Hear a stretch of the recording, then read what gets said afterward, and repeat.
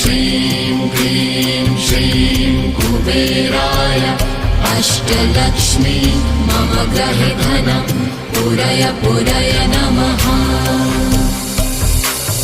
ॐ ह्रीं श्रीं क्लीं श्रीं कुबेराय अष्टलक्ष्मी मम गृहे धनं पूरय पूरय नमः।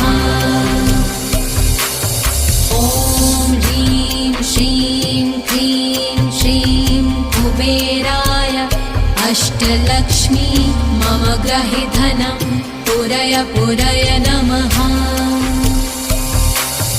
ॐ ह्रीं श्रीं क्लीं श्रीं कुबेराय अष्टलक्ष्मी मम गृहे धनं पूरय पूरय नमः।